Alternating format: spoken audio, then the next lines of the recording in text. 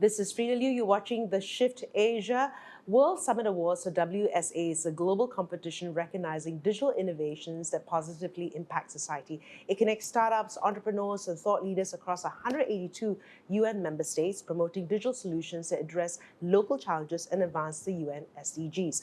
In 2023, Renuka Sena, co-founder and CEO of Proficio, was appointed as the national expert for the WSA. Now, Proficio is a startup ecosystem builder. They work with government agencies and funders to design development programs for startups and impact entrepreneurs. A little bit about the WSA. It has 8 categories, and national winners from each of these categories are nominated to a global leg of the competition. And only 1 winner per category can be nominated, and entries will only be eligible if nominated by the national expert. So every year, upwards of 900 nominations are submitted by national experts from around the world, and where only 5 global winners per category are selected by a global jury. So on an annual basis, therefore, there are only about 40 global winners, 5 winners for each of the categories. In 2023, 2 Malaysia finalists were crowned global winners. P54, nominated under Environment and Green Energy, but won through a category switch in the Business and Commerce category, and also Earth, one in the Smart Settlements and Urbanization category, and Earth has been on the show. I'm here with the national nominee in the Learning and Education category in 2023. RECQA is a platform that provides organizations with the ability to store, preserve, share knowledge and education resources for skills development. They transform communities by providing marginalized groups with access to digital education via their platform and bridging the gap between corporate responsibility and sustainable impact, and it's headed by Mazlita Hassan.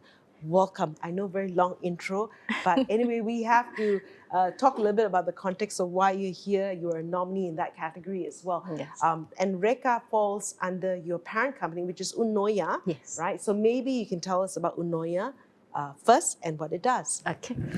Thank you, Frida, for inviting me. Unoya Syndrome Berhad is actually an edutech startup that, how to say, And you started this when? back then in 2020. 2020, yeah. So it's actually we leverage. Sorry, that's the word I was looking for. Great. Yeah, we leverage on innovation and technology, where we then help more people to get access into education. Right. So at the heart of what we do, we actually empower communities with digital tools to help them to learn, Right. to help them to connect, to collaborate, and also to grow. And how we do that is via our platform RECQA, which we're gonna talk more later. Okay. And also via Tech Connected. And of course, me and my co-founder, Sean, we are very passionate about bridging the digital divide, and also drive sustainable transformation, especially for the marginalized communities. Okay. Why are you so passionate about the digital divide and helping the marginalized communities? I think it's also because the fact that the way that me and my co-founder met, Sean, is actually in Barrio back then in 2013, where we were on a CSR mission. Okay. There's this program about under Maxis that is called Cyber Kids, where we go to Barrio. Do you know where is Barrio? Yeah, I'm from Sarawak, yes. Oh, okay. But I've never been to Barrio. It's so that's the thing. fantastic I know. place. So we taught a couple of students how to use Google tools back then. Right. I think from there, looking at their faces and where they are like so remote, they don't have access to internet, to all this amazing technology, and looking at their faces when they are able to learn something new. For me, that is the beginning. And also being a trainer, IT trainer for the last decade, I can see how technology, how knowledge can be impactful to people. Right. With the technology, you can, of course, have more skills, have more access to more opportunities, and how to say, realizing your dream. Yeah. Right. So it's all about, for me, greater impact in a way that I know how. Right. Okay. Yeah. So that was okay. So this is, you have explained a little bit about RECQA as well, right? Yeah. And of course your inspiration behind it. And was it easy to? So upon starting Unoya, you already had RECQA. Yes. Okay. Yes. So and what are some of the challenges when you talk about with the marginalized communities when you were starting RECQA? You know, so. And you're trying to bridge that gap, right? What were some of the challenges there? Of course, RECQA is a digital learning platform. So what we do is any communities can actually take our platform and create their own, how to say, customizable learning space. Okay. So for us, when we first kind of like have this idea, again, it's all about how we can collect all knowledge, resources into one place and get people to access this collective knowledge. So for us, along the way, what we learn about this marginalized community, excuse me, is of course access to technology, accessibility to internet, and another one that I find very prominent is actually access to devices. Okay. Yeah. So I will share with you some statistics. Like in Malaysia, if you talk about internet penetration, we have one of the highest internet penetration in the world. I think it's close to about 97%. But that's in the urban area. Right. But in the rural area, it's about 68%. Okay. And if you talk about the B40s, only 6% of the B40 students or children have access to personal learning devices. Okay. And this is a research by the Kazana Research Institute. Right. And you talk about other marginalized communities like the refugees group, for example.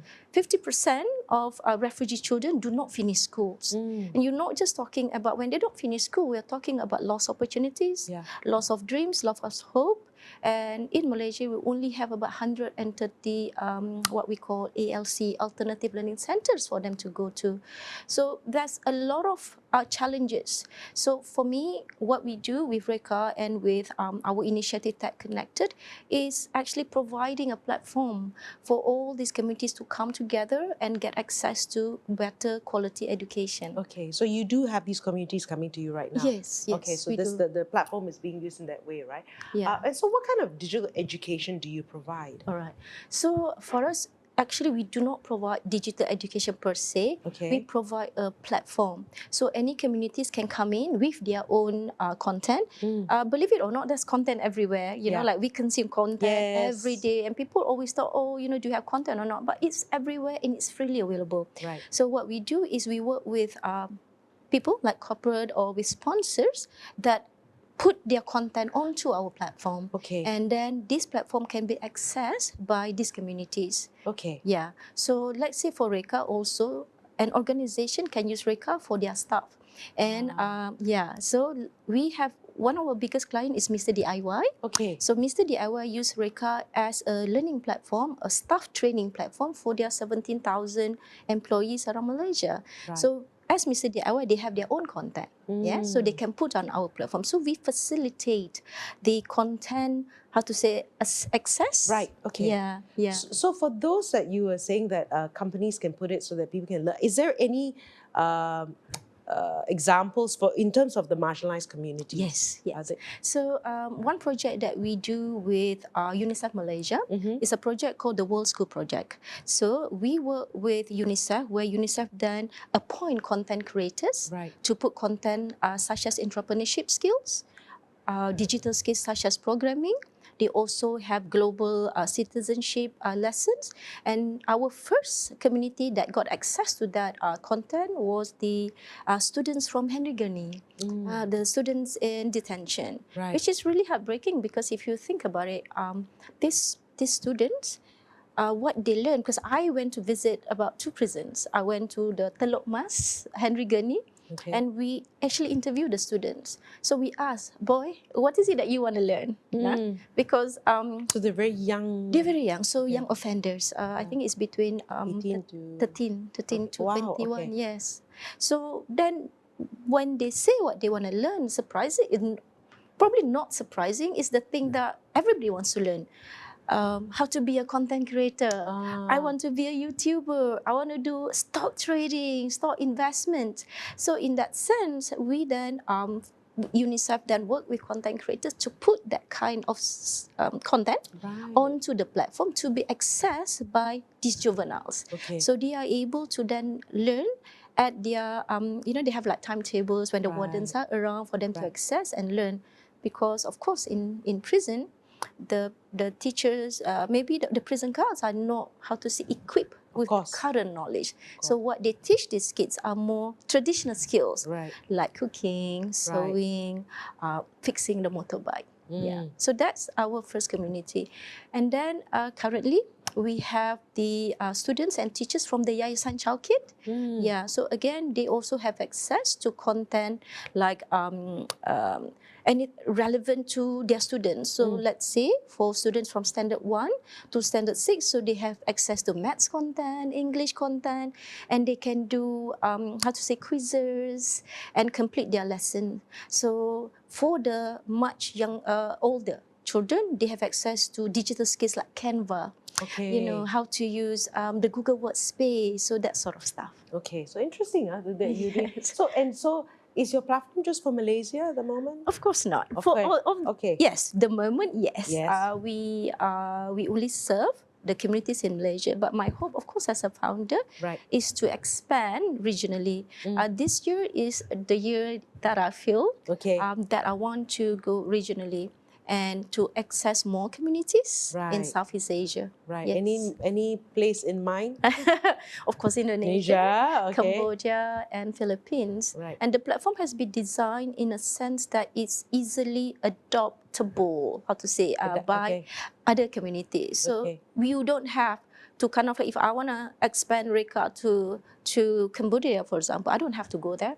I could actually deploy the platform from here. So that is also the learnings that we, learn along the way when we build. We want to build something that is scalable, something that is sustainable. And that's the same also with the Tech Connected. It's always like Renu always say, like when you devise something, when you build something, you always have to make sure that even when you're not there, it can still be deployed. It can still continue. And I guess like I was going to ask you like some of your corporate sponsors. Yeah. And I guess is it a case of like Mr. DIY coming in? So that's your business model. Yes. And that helps fund whatever else you're doing. So in a way, we have two business models. So Mr. DIY comes under the SMEs, the organization that want to use RECQA for their own stuff. So they will pay subscription to us, but they handle their own platform. But we also have sponsors like UNICEF. We also have sponsors like Matrix Connection, where they said, okay, I'm giving you some donations, where I want you to then purchase Chromebooks or laptops for us to then give this to other communities. So on that laptops, on that Chromebooks, we put RECQA on it with the resources. Yeah, so it's readily available. So I would call upon more sponsors to sponsor us, because of course there's a lot more communities that we can be impactful. Right. Yeah. Now your platform helps organizations, you said, to store, preserve and share knowledge, right? Yes. Why is the storing and preserving important aspects of the platform? Okay, for me, any knowledge is what we call a collective knowledge is super valuable to any organization, any communities. It's also about sustainability. So for any community to sustain, to be able to learn, is to have a collective knowledge where it just grows. It does not help to just us as a company come in with a platform which already make content, but not being added more by the community themselves. Because think about it, sometimes we don't know that community. What is it that resonate with them? What is it that's important? Their learning style, their teaching style. So what we do also, we empower the teachers to then put content on the platform to be accessed by the students. Yeah. So any knowledge, for me, it's once it's stored, it's preserved. It's not just for your community. That knowledge could also be accessed by other communities. So that make it more sustainable. Okay. Now, how do you think AI is going to impact what you do? Oh, Right. A lot. So I think as founders also, we also have to think and how do we adapt to this new technology and how to embrace that and put into our product. So we also have what we call RECQA AI. Okay. So RECQA AI is something like ChatGPT, but for your own use. So you can upload documents to your RECQA AI. You cannot ask questions, query it like you would with ChatGPT, but the answer would come from your own document rather than what's out there. So it's more contained, it's more safe, and it's more relevant. So for us on the platform, we are now giving access also to students to use this AI for them to, okay, I can upload my notes. Maybe I have 10 notes on sejarah, like history, right? So I can ask questions about, tell me about Kesultanan Melayu. And RECQA AI will then just summarize it for you. And we also just added quiz, like AI quiz. So from your notes, you can actually create your own quiz for you to test your knowledge. So in that sense, that's how we are, how to say, getting the community to learn more about AI. Okay. And plus, we also put some AI content for them to go through, for them to learn themselves. So what has been your impact so far, and what is that vision, like to touch 1 million lives, girl, that kind of thing, right? Yeah. What is your impact so far, and what's your vision? Okay, so in terms of impact for RECQA itself, I'm proud to say that we are the base platform for the Malaysia Ministry of Education, the National Digital Learning Platform called Dilemma. So it serves 7 million students and teachers nationwide. We also, currently with the Tech Connected, we have donated almost 100 Chromebooks to two beneficiaries. One is the Yayasan Child Kit for the lower, the primary students and also the secondary. And then we also donated to their teachers, for the teachers to learn how to use Chromebooks and also how to learn how to use technology to teach the students better. And we also recently donated 20 Chromebooks to the teachers of refugees under the night school program, under the, I think it's the Impact Lab of Taylor's University. So with that, when you ask about what's the future impact, this year I'm putting a huge target of about 10,000 Chromebooks to be delivered, or students to be impactful. For me, it's not just about giving a device, right? It's about giving opportunities. It's about, how to say, building dreams. And giving, I think the most important is giving the right skills, future skills for them to compete. And I just read before I came here about 80% of jobs by 2030, 80% of jobs nowadays will require some basic digital skills.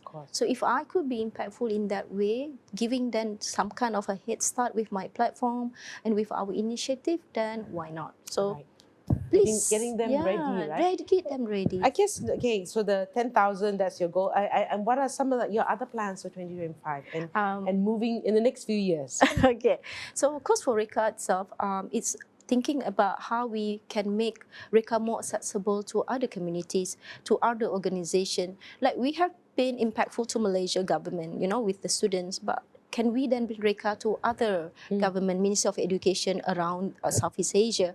Can we bring to more companies like Mr. DIY, who has a large number of staff, but do not have their own platform or do not have that capacity to build a platform, so they can use us.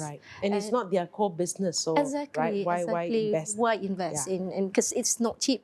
So we already built solutions that is, in a way, widely accepted and recognized. And of course, for me to work with more sponsors to reach out, for them to kind of like align their purpose, their impact with their business strategies. Their S in their ESG, right? To work with you guys. So we could be one of their, how to say, partners that they can work with. And again, to reach 10,000 students with devices, a big goal, but I'm sure it's achievable. All right. Okay. Well, thanks for sharing. It's always exciting. I know we spoke many years ago, so it's interesting to see how your journey has been and how it's grown as well. So thank you. Of course, I've been speaking to RECQA and you, Unoya, and you're watching The Shift Asia.